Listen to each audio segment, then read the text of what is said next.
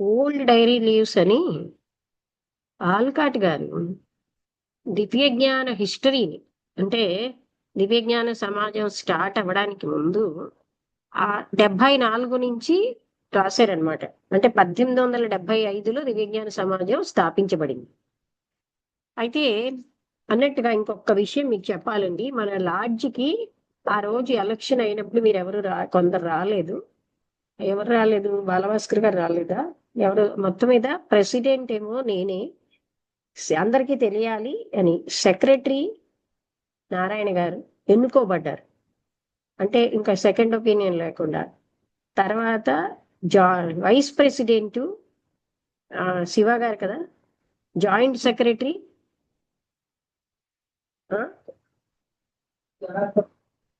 జనార్దన్ గారు. తర్వాత ట్రెజరరు రమణ. ఇలాగా తర్వాత ఈసీ మెంబర్స్ గా ఒకటి నాయుడు గారు, రెండు ఈశ్వర్ గారిని, ఇద్దరు చాలని చెప్పారు.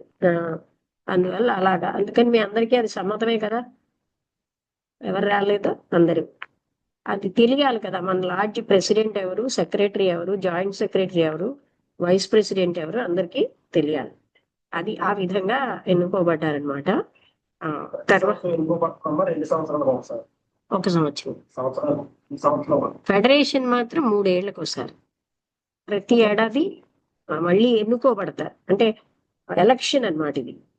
ఆ రోజు అందరూ వస్తే చాలా బాగుంటుంది. ముందు నుంచి మనం అంటే సామాన్యంగానండి మనకి ఆ ఆగస్టు 31 తర్వాత రిపోర్ట్ ఇవ్వాలి ఫస్ట్ వీక్ లోనే. అందుకని మనం ఆగస్ట్ లోనే ఎన్నుకుంటే మనకి నెక్స్ట్ ఇయర్ రిపోర్ట్లు లార్జ్ రిపోర్ట్లు పంపించాలి ఇవన్నీ. అలా చేద్దాం. ఈసారి జ్ఞాపకం చేయండి. ఆగస్టులో ఏదో ఒక వారంలో మనం జనరల్ బాడీ మీటింగ్ పెట్టేసుకుందాం ఇలా మీరు వచ్చినప్పుడే. సరే, ఇది ఆల్కాట్ ఓల్డ్ డైరీ లీవ్స్ అంటే ఆల్కాట్ గారు మేడం బ్లవెట్స్కి సంస్థాపకులు. దివ్య జ్ఞాన సమాజాన్ని 1875 సంవత్సరంలో న్యూయార్క్ నగరంలో స్థాపించారు.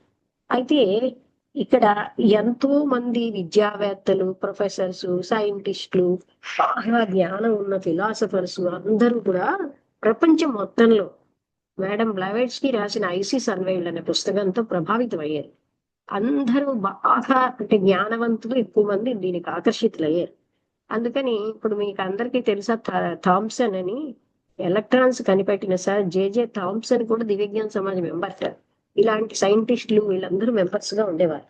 అయితే అప్పుడు న్యూయార్క్ వాళ్ళు ఏంటంటే ఇంతకు ముందు కొన్ని మీటింగులు అవి పెట్టుకుని అసలు దివ్య జ్ఞానం అన్న పేరు లేకుండా అప్పుడు వాళ్ళకి అనిపించింది మనం అందరం ఒక సంస్థ పెట్టుకుంటే మంచిది అంటూ అందులో ప్రొఫెసర్ గారికి అలాగా సంస్థకి ఇలాగ దివ్యజ్ఞాన సమాజం అని పేరు పెట్టుకున్నాం, థియోసాఫికల్ సొసైటీ అని.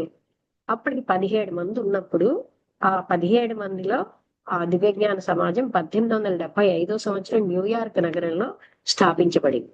అయితే ఇక్కడ ఆల్కాట్ గారేమో అమెరికను, మేడం బలవెట్స్కి రష్యను. వీళ్ళిద్దరూ 2 వేరు ప్రదేశాల్లో కదా. అయితే వీళ్ళు ఎలా కలిసారు అంటే అక్కడ ఎడ్డీ దంపతులు అన్న వాళ్ళ ఇంట్లో అప్పట్లో ఏంటంటేనండి చనిపోయిన ఆత్మల్ని పిలవడం అసలు ఉన్నాయని అమెరికన్స్ నమ్మరు. అలాంటిది ఆ ఫస్ట్ టైం ఎడ్డీ దంపతుల ఇంట్లో దాన్ని సియాన్స్ రూమ్ అంటారు. అలాగా పిలిచే గదిని, చనిపోయిన ఆత్మల్ని ఒక గదిలో పిలుస్తారు. ఆ గదిలో ఆ ఇప్పుడు ఆల్కాట్ గారు జర్నలిస్ట్ గా ఆ విషయాలు నోట్ చేయడానికి వచ్చారు. మేడం బ్లవెట్స్కి అక్కడికి వచ్చారు, ఆహ్వానించబడ్డారు. వీళ్ళిద్దరూ అక్కడ కలుస్తారు. ఆ రకంగా అది కూడా మహాత్ముల ప్రణాళికే. మేడం బ్లవెట్స్కి ఆల్కాట్ గారు కలవాలి. ఎందుకంటే వాళ్ళిద్దరూ కలిసి దివ్య జ్ఞాన సమాజం కోసం వర్క్ చేయాలి. అది అక్కడ ముఖ్యమైన పాయింట్ ఏంటంటే దివ్య జ్ఞాన సమాజం స్థాపించడం, వ్యాప్తి చెందించడం. అయితే వీళ్ళు అక్కడ కలిసిన తర్వాత ఎడ్డీ దంపతుల ఇంట్లో ఆ జర్నల్ట మామూలుగా ఇలా హాట్ కేక్స్ లాగా తొందరగా అవి సేల్ అయిపోతున్నాయిట. ఎందుకంటే ఆ విషయం అందరికి చాలా అస్టానిష్మెంట్, అమేజింగ్ విషయం అనమాట, ఆశ్చర్యకరమైన విషయం అది పేపర్లో రావడం. ఆ విధంగా చాలా అంటే వాళ్ళకి అది చాలా ఆశ్చర్యకరంగా. తర్వాత అండి రెండో పాయింట్ ఏంటంటే అప్పటికి క్రిస్టియన్స్ ఏం చేస్తారు, చనిపోయాక పాతి పెడతారు. కానీ మేడం బ్లవెట్స్ కి ఏం తెలిసింది ఆల్కాట్ గారికి, ఒక జీవి కాల్చేయడం వల్లే వేగంగా ఆ వాళ్ళ ముందు ప్రయాణం సాగుతుంది. పాతి పెట్టడం వల్ల ఆ ఆత్మ అక్కడ ఆశ్రయించుకుని ఉండిపోయే అవకాశం ఉంది. అందుకని ఇప్పటికీ పిరమిడ్స్ వాటిని చూశారు కదా, అది అంటే క్రిమేషన్ ఇస్ బెటర్ అని అనిపించి ఫస్ట్ క్రిమేషన్ అమెరికాలో జరుగుతుంది అనమాట. క్లోజ్డ్ రూమ్ లో చేస్తారు. అప్పుడు ఏంటి వాసన అది, ఆ తర్వాత వాళ్ళు ఒకసారి నిప్పంటికోవడం అలాంటివి కూడా తర్వాత నుంచి బాగా జరిగిందనమాట. అయితే మేడం బ్లావెట్స్ కి ఆల్కాట్ గారు కూడా ఆల్కాట్ గారితో మేడం బ్లావెట్స్ కి అంటారు, నేను చనిపోయాక నా బాడీని నువ్వే క్రిమేట్ చెయ్యి అని చెప్పారు. ఇంకా చాలా సంవత్సరాలు ఉందనగా కూడా. ఎవరికి చెప్పారు? ఆల్కాట్ గారికి చెప్పారు బ్లవెట్స్ కి. మేడం బ్లవెట్స్ కి హెచ్పిబి అని పిలుస్తాం. సామాన్యంగా ఆవిడ కూడా అలా పిలవడాన్ని ఇష్టపడేవారు. హెచ్పిబి, మేడం హెచ్పిబి అంటాం. ఆల్కాట్ గారిని హెచ్ఎస్ఓ గారు అంటాం. కానీ ఆల్కాట్ దొరగారని కూడా అంటారు. వీళ్ళు అమెరికన్స్. ఆల్కాట్ గారు, లెడ్బీటర్ గారు వీళ్ళందరూ అమెరికన్స్. అయితే ఆయన ఏం చేశారంటే ప్రతి సంఘటన చాలా సత్యంగా ఆ డైరీ రాయడం మొదలెట్టారు. డైరీ అనే దాంట్లో ఏ రోజు ఆ రోజు రాయడం. ఆయన అలా రాయడం బట్టి అప్పట్లో ఏం జరిగిందో మనందరికీ తెలుస్తుంది. అవి 6 వాల్యూమ్స్ ఉన్నాయి, మన ఇంట్లో ఉన్నాయి. అయితే మనకి ఇక్కడికి నరసింహం గారని అమెరికా నుంచి వచ్చి, ఆయన వచ్చినప్పుడు నాకు సౌత్ ఇండియన్ కాన్ఫరెన్స్ ఉంది ఇంకా కొన్నాళ్లలో, అప్పుడు వచ్చారు. సరే ఆయన ఏమన్నారు, ఆయన చూశారు నాకు చదవడానికి ఇబ్బంది ఉందని దానికి కొన్ని పుస్తకాలు కూడా చదివి, నేను రోజుకి 1 గంట మీకోసం చదువుతాను, ఏది చదవమంటే అదే అన్నారు. సరే ఓల్డ్ డైరీలీస్ ఎప్పటి నుంచో చదవాలనుకున్నది అని నేను చెప్తే ఆయన చదువుతున్నారు. వారానికి ఒకసారి ధమ్మపదం కూడా. అయితే ఆ ఓల్డ్ డైరీ లీవ్స్ లో ఎన్నో విషయాలు థియోసాఫికల్ మెంబర్స్ చాలా మందికి తెలియవు కనుక నాకు అనిపించింది ఇవన్నీ కూలంకషంగా నేను చదివిన విషయాలే చెప్తే అని. అందుకని ఆయన వాళ్ళు దయానంద సరస్వతిని కలుస్తారు. దయానంద సరస్వతి అంటే ఆర్య సమాజ స్థాపకుడు. అంతే మొదటి దయానంద సరస్వతికి చెప్తారు, నాకు అన్ని మతాలతోటి సంబంధం ఉంది, అన్ని మతాలు ఒకే సత్యాన్ని చెప్తున్నాయనంటే వాళ్ళు ఒప్పుకుంటారు. కొన్నాళ్ళకి వాళ్ళు ఏం చెప్పారు, మేము వేదాలనే మెయిన్ గా తీసుకుంటాం అని దయానంద సరస్వతి పరమగురు అని. ఇది వీళ్ళు ఒప్పుకోలేదు. దయానంద సరస్వతి ఒక పండితుడి వరకే మేము ఒప్పుకుంటాం, అంతేగాని ఆయన పరమగురు కాదు. ఆయన ఒక బాగా తెలుసు జ్ఞానం ఉన్న పండితుడు. ఆ తర్వాత వేదాలు ఒక్కటే కాదు అన్ని మతాల సారాన్ని తీసుకుంటాం అని చెప్తారు. అది తేడా వచ్చింది.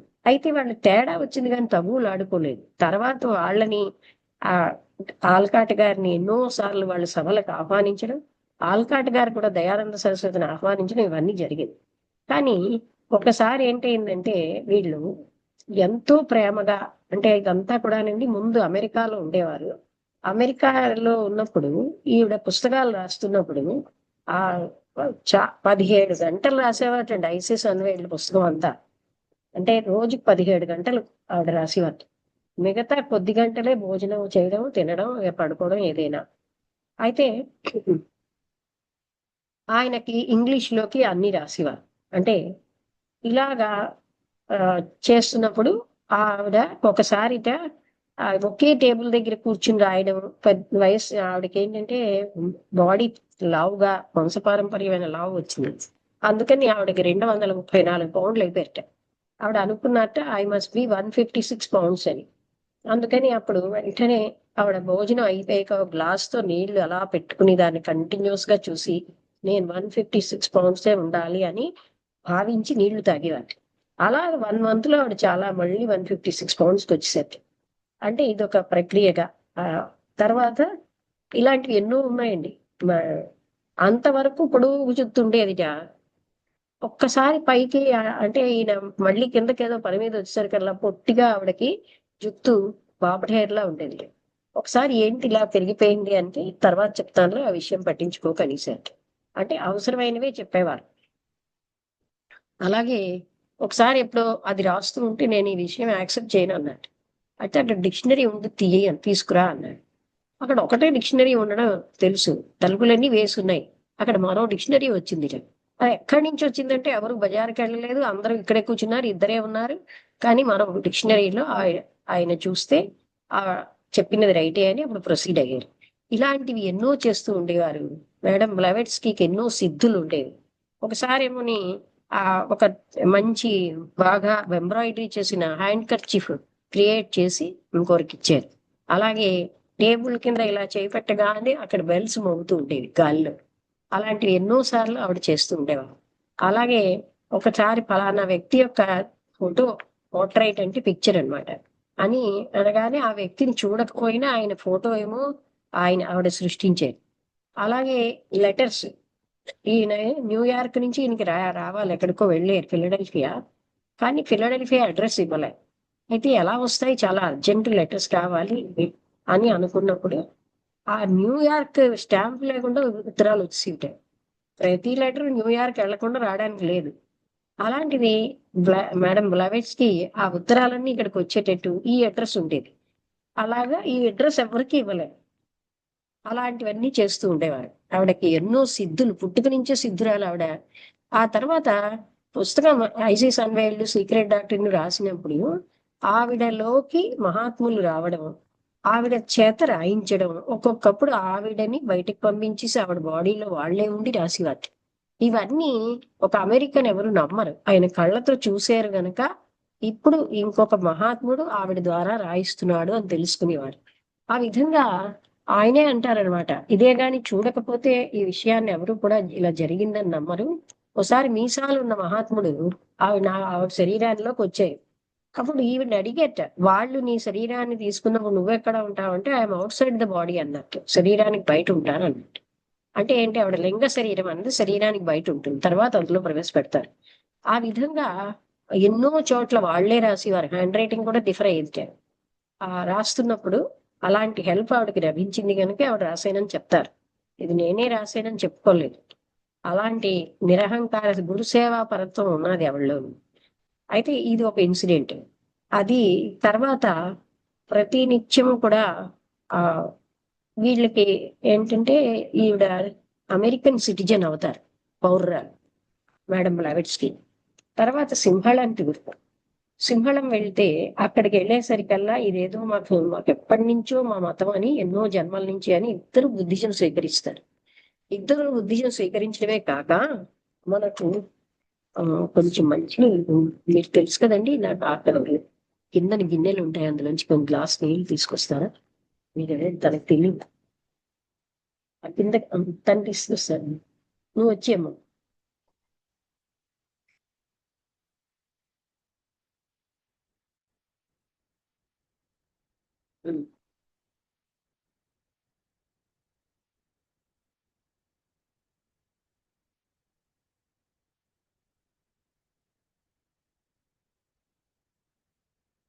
కాదు, ఇటుపక్క ఏదో గ్లాస్ తీసుకోండి. ఆ నీళ్ళు ఇవ్వండి. తెలిసిందా ఏ నీళ్ళు?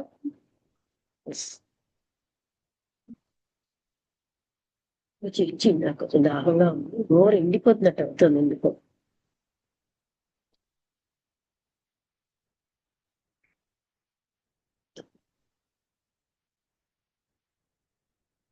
కొంచెం కిందనే పెట్టియమ్మా ఆ గిన్నె మీద. చాలు.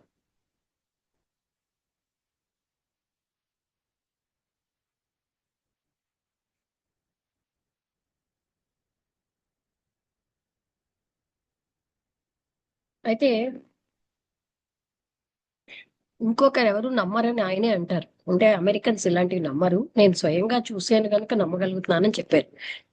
అది తర్వాత సింహలా వెళ్ళిన తర్వాత అక్కడ స్కూల్స్ చాలా తక్కువ ఉన్నాయి బుద్ధిస్టులు. ఇంకోటి ఏంటంటే ఒక బుద్ధిస్ట్ స్కూల్స్ ఉంటే 10 క్రిస్టియన్ స్కూల్స్. తర్వాత క్రిస్టియన్స్ డామినేషన్ ఎక్కువ ఉంది. బుద్ధిస్ట్ స్కూల్స్ లో కూడా బాప్టిజం స్వీకరించాలని పెట్టారు. తర్వాత బుద్ధిస్ట్ స్కూల్స్ లో క్రిస్టియన్ ప్రార్థన. ఇది చూసి ఆయన గవర్నమెంట్ వరకు వెళ్ళి వాళ్ళతో పోరాటం అంటే ఎంతో మందిని, ఈ లోపల ఆయన ఒక దగ్గరున్న బుద్ధిస్ట్కి ఇంకొక ఆయనకి పడేది కాదు. అప్పుడు ఆయన 20,000 పుస్తకాన్ని చదివి బుద్ధిస్ట్ కెటక్లిజం అని రాశారు, కెటకిజం అని. అందులో ఏంటంటే సంక్షిప్తంగా బుద్ధిజం ఏం చెప్పిందని అందరికీ అర్థమైనట్టుగా రాశారు. అది ప్రపంచం మొత్తంలో ఎన్నో భాషల్లో తర్జుమా చేయబడి. ఈయన క్రిస్టియన్ అయి ఉండి ఆయన బుద్ధా స్కూల్స్ లో బుద్ధా ప్రేయర్ ఉండాలి అనేది పెట్టారు. అది అప్పుడు వాళ్ళది గవర్నమెంట్ నుంచి వచ్చింది గనక బాప్టిజం స్వీకరించనక్కర్లేదు. అంటే వీళ్ళు దొండగీడితనం ఎక్కడ ఎప్పుడైనా కదా, ఇప్పటికీ ఉన్నది కదా. ఇక్కడ ఒక క్రిస్టియన్ ఉన్నాడు అనుకోండి, మనందరినీ నువ్వు క్రిస్టియానిటీకి వచ్చి అని అడుగుతాడు. అదే ఒక హిందూ క్రిస్టియన్ అలా అడగడు. ఏమంటారు, నువ్వు నీ మతం మార్చుకుని మా దానికి వచ్చి అని. అటువంటి సంకుచిత అభిప్రాయం అప్పటి నుంచి ఉండేది. అయితే బాప్టిజం ఎందుకు స్వీకరించాలి అని ఆయన వెళ్ళి గవర్నమెంట్ తోటే ఆ చట్టం తీసుకొచ్చారు. బుద్ధా స్కూల్స్ లో బుద్ధా ప్రేయర్ ఉండాలి తప్ప క్రిస్టియన్ ప్రేయర్ ఉండకూడదు. అందులో వాళ్ళు బాప్టిజం స్వీకరించనక్కర్లేదు. అప్పటి నుంచి ఆ ఆ మొత్తం గవర్నమెంట్ నుంచే చట్టం తీసుకురావడమే కాక బుద్ధా స్కూల్స్ కోసం ఒక ప్రత్యేకమైన ఫ్లాగ్ జెండా డిజైన్ చేశారు. అంతేకాకుండా బుద్ధిస్ట్ థియోసాఫికల్ సొసైటీ అని ఒకటి స్థాపించారు. అందులో బుద్ధ ఎంతమందో సన్యాసులు అంటే బౌద్ధ భిక్షువులు మెంబర్స్. అలాగా అక్కడ కూడా ఆయన, అది కాక ఆయన బుద్ధిజంలో ఉన్న గొప్ప విషయాలు చెప్తూ ఉంటే ఎంతమంది పరవశం అయిపోయి వేల కొలది జనం వచ్చేవారు. అయితే వీళ్ళకు ఊపిరి ఆడేది కాదు. ఎక్కడ పడితే అక్కడే జనం చుట్టుముట్టేసేవారు.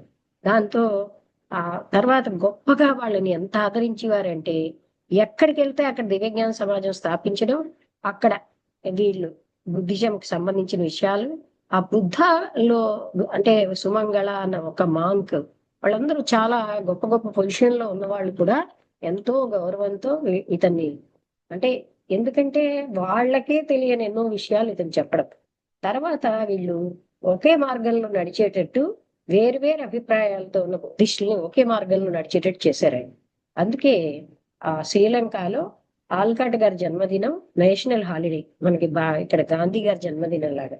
ఎందుకంటే ఎనలేని సేవ చేశారు బుద్ధిజం. అయితే ఈ క్రిస్టియన్లు సహించలేకపోతూ ఉండేవారు.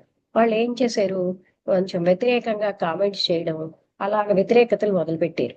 అప్పుడు ఈయన ఏం చేశారంటే ఇలాగ వెనక నుంచి కాదని ఒక ఓపెన్ మీటింగ్ పెట్టి, మీలో అన్ని తెలిసిన వాళ్ళు రండి, ఈ ఛాలెంజెస్ ఎదుర్కోండి, మీరు ఏ ప్రశ్నలు అడిగితే నేను చెప్తానన్నారు.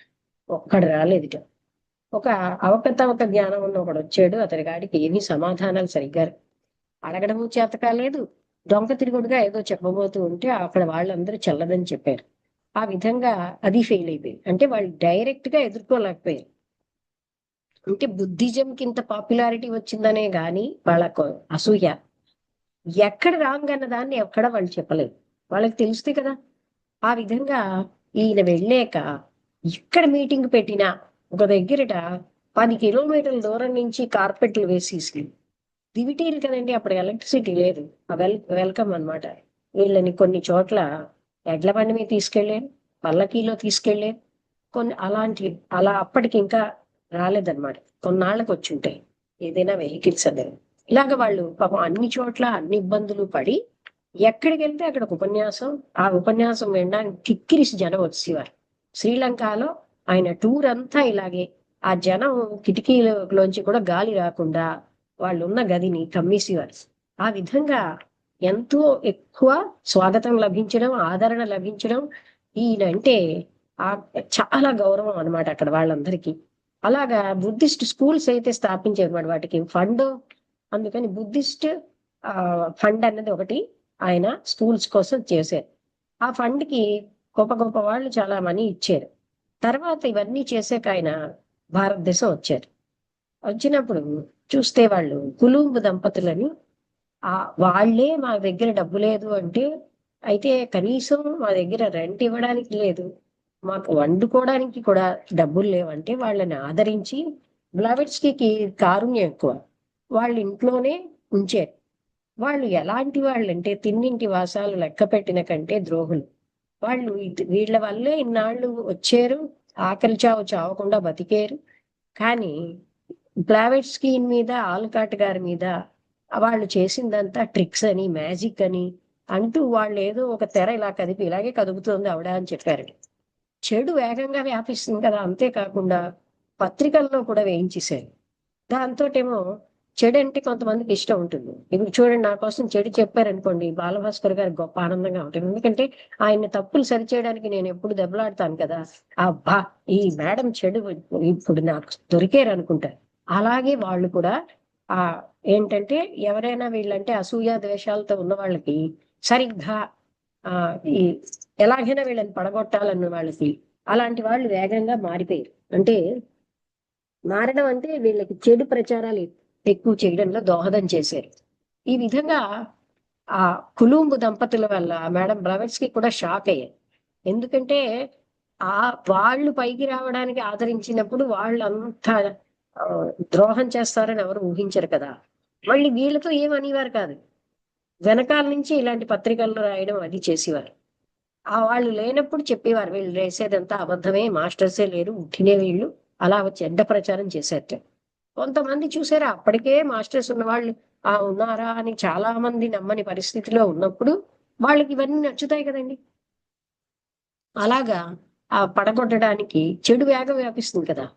అలాగ వాళ్ళు హాని చేశారు. ఇండియా వచ్చేసరికల్లా వాళ్ళు ఎదుర్కొన్న సంఘటనలు ఇది.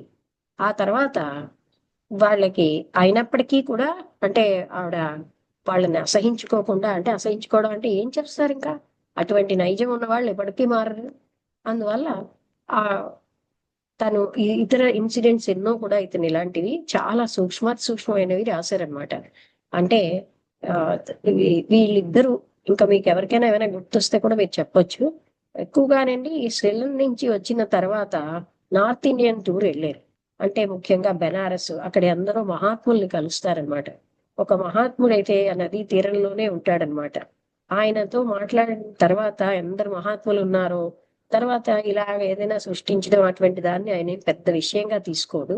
ఆయనకి అలాంటివి ఉన్నా సరే, అంటే చాలా మంది జ్ఞానులకి ట్రిక్స్ అన్నవి అంటే ట్రిక్స్ అంటే సిద్ధుల్ని పట్టించుకోరు. ట్రిక్స్ కాదు, సిద్ధులే. అలాగా ఆయన వాళ్ళని కలవడం అదంతా కూడా రాస్తారనమాట. అదే కాకుండా మేడం బ్లవెట్స్కీలో కూడా ప్రత్యేకంగా ఆవిడకి కొన్ని లక్షణాలు ఉన్నాయి అంటూ ఒక చాప్టర్ ఉంటుంది. అందులో ఏంటంటే ఆవిడకి ఆకలి వేస్తే ఆకలి తట్టుకోలేకపోయేవారట. అందుకని వెంటనే వడ్డీమని చెప్పేవారట. ఎప్పుడు ఆకలిస్తుందో ఆవిడకే తెలియదు, ఒక పర్టికులర్ టైం ప్రకారం ఉండేది కాదు.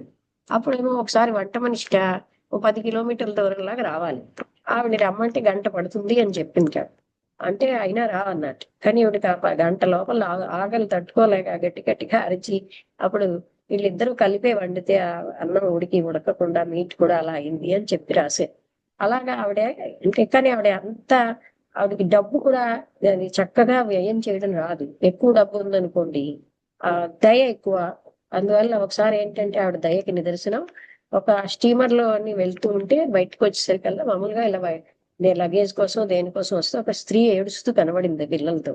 అంటే ఏమైందంటే, నా టికెట్లు అన్ని కోల్పోయాను, నేను ఇప్పుడు ఎవరు నాకు టికెట్ తీస్తారు, నేను ఎలా వెళ్ళడం, నా భర్త దగ్గరికి వెళ్తున్నానంటే, ఆవిడ ఏం చేశారంటే తన ఫస్ట్ క్లాస్ టికెట్ ని థర్డ్ క్లాస్ టికెట్ గా మార్చేసి ఆ డబ్బుతో ఆవిడికి ఈవిడికి కూడా టికెట్లు తీశారు. ఆ విధంగా ఆవిడ, అంటే డబ్బుని ఎలా మనం తర్వాతకి ఎలా ఉంచుకోవాలి అవన్నీ ఆవిడకి తెలిసేది కాదు. డబ్బు ఖర్చు పెట్టిస్తుండే, తండ్రి డబ్బు పంపించేవారు. అలాగే తన సిస్టర్ ఒక ఆవిడ కూడా అంటారు. ఆ విధంగా ఆవిడ అంటే ఒకవేళ ఏదైనా అలాగే మేనేజ్ చేస్తూ, తర్వాత ఆవిడ సత్యం అనే దానికి చాలా ఇంపార్టెన్స్ ఇచ్చేవారు. ఆవిడ చూస్తే పెనిట్రేటింగ్ గా చూడగలిగేవారు అనమాట. అంటే వ్యక్తిని చూడగానే వాళ్ళకి భయం వేసేది, అంటే లోతులు చూడగలిగేవారు. ఆవిడకి ఎంతో కారుణ్యం. అసత్యం చెప్పిన ఆత్మతత్వాన్ని ఎవరికైనా ఆసక్తి ఉంటే చాలా ఇష్టపడేవారు. అసత్యము మోసం చేయాలన్న వాళ్ళని పూర్తిగా అన్ని బయట పెట్టేసేవారు. ఆవిడకి అన్నీ తెలుసు కదా. ఒకసారి తండ్రి కూడా నమ్మలేదనమాట ఈవిడికి ఇలాంటి సిద్ధులు ఉన్నాయి.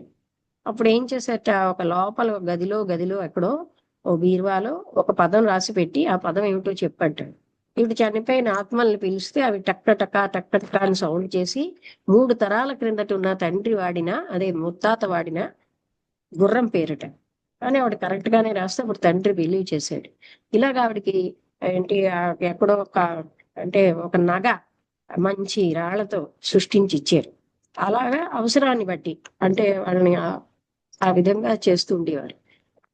ఆవిడకి అది అంటే సైకో ఏదో ఫినామినన్ అన్నారంటే మానసికంగా సంకల్పించి చేయగలిగేవారు. ఆవిడకి ఆ శక్తి ఉంది. ఆల్కాట్ గారు అవన్నీ చూశారు గనక ఆవిడ ఇలాంటివి చెయ్యగలరు. ఎందుకంటే అక్కడే ఉండేవారు, ఎవరూ లేరు, కానీ ఆవిడ వస్తువు క్రియేట్ చేసేవారు. ఒకసారి ఇప్పుడు ఇది ఫలానా దగ్గర నేను పోస్ట్ చేయాలి, అలా అంటే ఏదో పంపించాలి అనగానే దానికి ఇమ్మీడియట్ ఆన్సర్ కూడా ఇచ్చేసారు. అలాగే మాస్టర్స్ కూడా ఒక రకంగా జవాబులు ఇస్తూ ఉండేవారు. మాస్టర్స్ యొక్క లెటర్స్ కూడా ఈవిడ కబోర్డ్ లో పెట్టేవారు మాస్టర్స్ కోసం లెటర్. ఆ కబోర్డ్ లో మళ్ళీ ఆన్సర్ వచ్చేసింది. ఇలాగా చాలా ఉన్నాయి ఆవిడ లైఫ్ లో ఇలాంటి సంఘటనలు. అయితే ఓల్డ్ డైరీ లీవ్స్ లని ఎందుకంటే వీళ్ళు ఇలాగా శ్రీలంక మరికొన్నాళ్ళకి వెళ్ళేసరికల్లా అప్పుడే దివ్యజ్ఞాన సమాజాలు స్థాపించడం అని కొంచెం నిద్రిస్తున్నాయి. అంటే యాక్టివిటీ తగ్గిపోయి వెంటనే మళ్ళీ ఆల్కాట్ గారు ఈసారి ఫండ్ అది తక్కువ అయిపోవడం వల్ల కాన్స్టెంట్ ఫండ్ వచ్చే ఏర్పాటు ఏదో చేశారు. అంటే బుద్ధిస్ట్ థియోసాఫికల్ సొసైటీకి ఆ ఒకటి కాదు చాలా సొసైటీలు స్థాపించారు, ఎక్కడికి వెళ్తే అక్కడే. తర్వాత స్కూల్ కి కూడా ఫండ్ లేకపోతే స్కూల్స్ నడవవు కదా, అందుకని వాటికి ఆ ఫండ్ వచ్చేటట్టుగా చేశారు. ఇలాగా ఈయన అంటే సెకండ్ టైం వెళ్ళినప్పుడు మళ్ళీ దాన్ని ఉద్ధరించారు. అటువంటి ఆ దివ్యజ్ఞాన సమాజాలు, ఆ స్కూల్స్ కి సంబంధించిన ఫండ్ ఇవన్నీ ఎప్పటికీ పూర్తి అవ్వకుండా అలాంటి ఏర్పాటు చేశారు. అదే కాకుండా తర్వాత ఆల్కాట్ గారికి హీలింగ్ కెపాసిటీ ఉండేది. అంటే పూర్తిగా పక్షవాతం వచ్చిన ఒక వ్యక్తి వచ్చినప్పుడు ఆయనేమో తన ఎనర్జీని ఇలాగా చెయ్యి పెట్టి దూరం నుంచి పాస్ ఆన్ చేస్తే అది కొన్ని నిమిషాల్లో తగ్గిపోయేది. ఆయనలో ఉన్న శక్తి వాళ్ళకి పాస్ ఆన్ అయిపోయి ఆ అంటే కొన్ని సంవత్సరాల నుంచి నోరు రాదు, చెయ్యి రాదు, కాలు రాదు అన్న వ్యక్తులకి ఆయన బాగు చేసేవారు. అలాంటి వాళ్ళు ఎక్కువ మంది ఉంటారు కదా, ఒకరి నుంచి ఒకరు తెలుసుకుని కిక్కిరిసి జనం వచ్చేవారు. ఆయనేమో మార్నింగ్ టైం కొంతవరకు చేసి ఆ అలాగా ఆ టైంకి వీళ్ళందరూ ఒకళ్ళకి మాట రాని వాళ్ళు, చూపు లేని వాళ్ళు, రకరకాలుగా పరాలసిస్ వచ్చిన వాళ్ళు, అలాగా జనం ఒకరి తర్వాత ఒకరు అలాంటి దాంట్లో ఒక డాక్టర్ గారికి కూడా అలాగే బాగే. ఆ డాక్టర్ గారు కూడా ఆశ్చర్యపోయారు అనమాట. అంటే అదే ఏ రకమైన అతనే సర్టిఫై చేశారు, అంటే మందులు ఏమీ లేకుండా ఈయన తగ్గించడం అని. అయితే ఆయన క్రిస్టియన్ గనక క్రీస్తు కూడా ఇలాంటిదే చేసి ఉంటారేమో అంటే హ్యూమన్ కార్నర్ ఆఫ్ ద క్రీస్తు ఈ విధంగా జరిగి ఉండొచ్చు అన్నారు.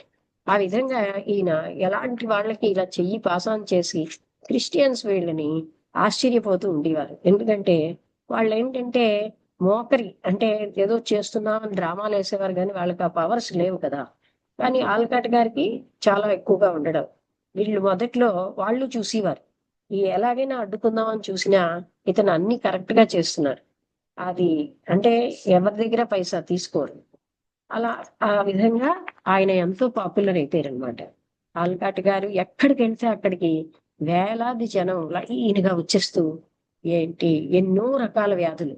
అయితే ఒకరి తర్వాత ఒకరు అలా చేస్తూ ఉండేవారు. కొంతమందికి వారం, కొంతమందికి 10 రోజులు సమూలంగా తీసి పారేసేవారు ఆ రోగాలు ఏది కూడా లేకుండా. అలాగా అయితే కొన్నాళ్ళకి ఇంకో దగ్గరికి వెళ్తే అతను చాలా ధనవంతుడు. చాలా హాస్పిటల్కి అసలు ఆయన ఏ హాస్పిటల్లోని కుదరదు అని చెప్పిన వాళ్ళని ఈయన బాగు చేసేస్తున్నారు. ఆ డాక్టర్లు అందరూ వదిలేశారు, ఇంక మేము బాగా చేయలేమని. అలాంటి వాళ్ళని ఇతను హీలింగ్ తో బాగు చేస్తున్నారు. అయితే ఒక ఆయన చాలా డబ్బు ఉన్నవాడు, ఎంతో డబ్బు ఖర్చు పెట్టాడు. ఆయన అయినా పారాలసిస్ పోలేదంటే ఆయన కాలు చెయ్యి 2 పడిపోయి ఇప్పుడు ఈయన హీలింగ్ చేసి జపాలు 2 వచ్చేటట్టు చేశారు, మూవ్ అయ్యేటట్టు. చేతులు ఇలా వేళ్ళు ఇలా ఉండిపోతే వేళ్ళు కదిలేటట్టు చేశారు. అయితే ఆయన కాలు కూడా చెయ్యాలి అన్నప్పుడు అయితే ఇతని బుద్ధిస్ట్ థియోసాఫికల్ ఫండ్ కి మీరు డబ్బులు ఇవ్వండి, డబ్బు ఉన్నవాడు కదా, మీరు కూడా ఫండ్ పే చేయండి అని అంటే నా దగ్గర డబ్బులు లేవన్నట్టు. అప్పుడు ఆల్కాట్ గారు నేను చెయ్యను అనేసారు. అప్పుడు అక్కడ వాళ్ళు బోధపరిచారు, మీరు మనీ కోసం ఎప్పుడు చేయట్లేదు కదండి, ఆ మీరు ఆయనకి చేసిండి అని. మరి ఏమో అది ఒక్కటే ఆయనకి వెంటనే కొన్నాళ్ళకి ఆయన మళ్ళీ పడిపోయింది ఆయన కాలు. భుజాలు మాత్రం ఎప్పుడు శాశ్వతంగా బాగున్నాయి, కాలు మాత్రం ఎందుకు అప్పుడు అతను రాశారు. అంటే చేసేవాడి యొక్క ఇంటెన్షన్ ఉండాలి, గుడ్ విల్ ఉండాలి, కారుణ్యం ఉండాలి, అలాగే తీసుకునే వాడికి నమ్మకం ఉండాలి, అప్పుడే హీలింగ్ పనిచేస్తుందని. అప్పుడు ఆ విధంగా అది ఫెయిల్ అయింది అది ఒక్కటే. ఆ విధంగా ఆయన ఎక్కడికి వెళ్తే అక్కడ హీలింగ్ చేస్తూ ఉండేవారు అద్భుతంగా.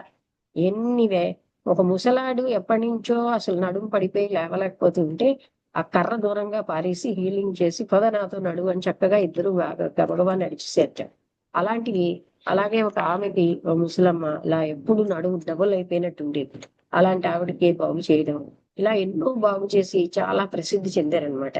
అంటే ఎంతో మంది చదువుకున్న వాళ్ళు, ప్రొఫెసర్లు ఇది కాదని లేరు, చూస్తూ ఉంటే చక్కగా ఆయన హీలింగ్ అనేది. అయితే అదే మన యొక్క జీవశక్తి ద్వారా ఎదుటి వాళ్ళకి ప్రసరించి అక్కడ దాన్ని వాళ్ళు ఆ జీవశక్తిని ప్రసరింప చేయడం వల్ల ఆ అవయవాలు బాగుపడుతున్నాయని అలా రాస్తారనమాట. ఇలాగా హీలింగ్ అనేది అలాగే ఆ అంటే ఆర్య సమాజం బ్రహ్మ ఎవరితను ఆ ఆర్య సమాజ స్థాపకుడు. ఆయన మళ్ళీ ఏంటంటే ఇతను చెయ్యని మాటలు చేయవన్నీ వీళ్ళు చేశారని ఏదో నిందలు పెడతారు. ఆ తర్వాత వాళ్ళతో పూర్తిగా విడిపోవాల్సి వచ్చింది. ఎందుకంటే వాళ్ళు కూడా వీళ్ళకున్న పాపులారిటీ చూసో లేకపోతే మొత్తం మీద ఇలాగా ఆ వీళ్ళ మీద దుష్ప్రచారం చేయడంతో దూరం అయిపోవాల్సి వచ్చింది. అంతవరకు కలిసే ఉండేవారు. ఈ విధంగా ఆల్కాట్ గారు చాలా విషయాలు ఆయన జీవిత చరిత్రలో నేను చాలా తక్కువే చెప్తున్నాను ఇంకా. అంటే ఆ అయితే మహాత్ములు కూడా వాళ్ళని వాళ్ళ పని చేసే వాళ్ళ మీద అంటే వాళ్ళ పని అంటే వాళ్ళకి పర్సనల్ వర్క్ ఉండదు. మానవాళి శ్రేయస్సే వాళ్ళ పని. అలాంటి లక్ష్యం మనది కూడా అయిపోయినప్పుడు మనకి వాళ్ళ పని చేసేమని ఫీలింగ్ కూడా ఉండదు. అలాగా మేడం బ్లవెట్స్కి నీ కేర్ తీసుకో అని చెప్తారు మాస్టర్స్. ఎందుకంటే ఆవిడ పరిస్థితి బాగలేదు, నువ్వు ఆవిడని కనిపెట్టుకొని చూడని కూడా ఒక దగ్గర చెప్పడం ఇలాంటివి జరుగుతాయి. అయితే ఈవిడికి కర్మవశాత్తు న్యూయార్క్ లో ఉండగానే ఒక్కసారి ఆవిడని కలుస్తాను. ఆవిడ యొక్క రైటింగ్స్ అవి ఆవిడ ప్రపంచ ప్రసిద్ధి చెందిపోయారు ఆనాడే. ఎంతో మహాత్ములు గొప్ప గొప్ప వాళ్ళు ఈవిడ దగ్గరికి వచ్చేవారు. అలాగే ఈ బెటానెల్లి అన్న ఒక ఆయన వచ్చి నేను ఆవిడని కలుస్తాను, ఆవిడంటే ఆరాధనా భావంతో వచ్చేవారు. తర్వాత ఏంటి, సరే నేను పెళ్లి చేసుకుంటానండి అంటే వద్దు అని చెప్పినా సరే నేను చచ్చిపోతానని బెదిరించి మొత్తం మీద పెళ్లి అవుతుంది. కానీ ఆవిడ ఏం చెప్తుందంటే, నీకు నీ పేరు పెట్టుకోను, నా మీద ఏ రకమైన సెక్షువల్ ఇది అర్హత లేదు, నీకు కేవలంగా కలిసి ఉండడం తప్ప నీకు ఏ హక్కు ఇవ్వను, అప్పుడే చేసుకుంటాను. సరే అని ఒప్పుకుంటాడు. కానీ తర్వాత అవన్నీ దాటిస్తే అప్పుడు ఆయన విడాకులు ఇచ్చేస్తాడు, దూరం అయిపోతాడు. అయితే ఆల్కాట్ గారు అడుగుతారు, ఎందుకు మీరు చేసుకున్నారంటే గత జన్మలో ఉన్న ప్రారంధం వల్ల ఆయన చేసుకోవాల్సి వచ్చింది, అక్కడతో అది తీరిపోతుంది అని మేడం బ్లవెట్స్ కి చెప్పడం జరిగింది. ఇలాగా ఆవిడ లైఫ్ లో ఎన్నెన్నో విషయాలన్నమాట. అంటే అదే వాళ్ళు ఏ విధంగా ఎంతమందిని కలిసారు, ఎంత సన్మానాలు జరిగాయి, ఏ కష్టాలు పడ్డారు. అడవిలోకి వెళ్ళాలనుకోండి, ఆ అడవిలోకి అంటే వాళ్ళకి ఈ బళ్ళు అవి అప్పుడు ఇండియాకు వచ్చేట పూట ఈ గోడ నుంచి ఆ గోడకి, ఆ గోడ నుంచి ఈ గోడకి అలాగా పెద్ద తుఫాన్లో వచ్చారట. బతుకు బయట పడతారని ఎవరు అనుకోలేదుట. అలాగా అంత తుఫాన్లో అప్పుడు ఈవిడ చెప్తారట, కర్మ ఎలా ఉంటే అలా జరుగుతుంది, మీరేం భయపడకండి. ఆ తర్వాత ఏదోలాగా తగ్గడం, వాళ్ళు సురక్షితంగా అంటే అదే లాస్ట్ అన్నట్టు అయిపోయింది. అప్పుడు అక్కడికి ఇండియా వస్తారు. ఇండియా వచ్చి భారతదేశం ఎంతో ఆధ్యాత్మికంగా చార్జ్ అయిన భూమిని నమస్కరిస్తారు ఇండియా గచ్చుకి. ఆ విధంగా భారతదేశం యొక్క సంస్కృతి సాంప్రదాయాలు చాలా గొప్పవి అని అనిబిసెంట్ చెప్పినట్టుగా ఆల్కాట్ గారు కూడా మీ యొక్క సాంప్రదాయాల్లో ఇంత మంచి ఉంది అంటే, ఒకసారి బెంగాల్ వెళ్తారు. బెంగాల్లో ఒక బ్రాహ్మడు భోజనానికి పిలుస్తారు. ఆయనే స్వయంగా వండి పెట్టి పైగా ఇతనికి బ్రాహ్మణత్వం ఇస్తారు. కాశ్యపస గోత్రం అని తన కౌండిన్యస్ గోత్రం ఏదో ఇచ్చేసి ఆ తర్వాత ఆయనకు ఉపనయనం కూడా వేస్తాడనమాట. అంటే మొత్తం బ్రాహ్మణీకంగా బ్రాహ్మణత్వం ఇచ్చేసాడనమాట. అలాగే ఆయన యొక్క ఆ గొప్పతనం అన్ని మతాలకి ఎనలేని సేవ చేశారు. సేవ అంటే ఏంటి, అందులో ఉన్న సూపర్స్టిషియస్ ఐడియాస్ ని తీసేసి మతంలో ఉన్న మౌఢ్యాలు తీసేస్తే ఉన్నదే నిజమైనటువంటి.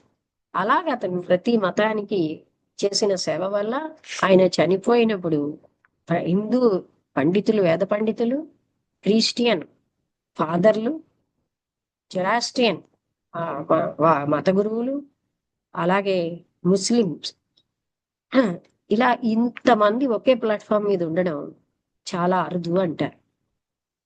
అంటే అన్ని మతాలకి ఎనలేని సేవ చేశారు ఆయన. అందుకనే ఆయన యొక్క గౌరవం గాని ఆయన్ని అంటే కావ్యకండ గణపతి మునికి ద్వాదశ మునుల్లో ఈయన ఒక ముని. ద్వాదశ గణపతుల్లో ఆల్కాట్ గారు ఒక గణపతిని వర్ణించారు. ఎందుకంటే మహాత్ములు కూడా మెచ్చుకున్నారు. భోజనం ఉన్నా లేకపోయినా, నిద్ర ఉన్నా లేకపోయినా దివ్య జ్ఞాన వ్యాప్తికి అకుంఠితమైన దీక్షతో ఆయన నాన్ స్టాప్ గా కృషి చేశారు అని. అటువంటి మహనీయుడు ఆల్కాట్ గారు. ఆయన రాసిన ఓల్డ్ డైరీ లీవ్స్ మేము తక్కువ చదివిన దాంట్లోనే ఇన్ని విషయాలు ఉన్నాయి. ఇంకా చాలా విషయాలు నాకు జ్ఞాపకం ఉన్న విషయాలన్నీ మీకు చెప్పాను. ఇక్కడితో ముగిస్తున్నాను.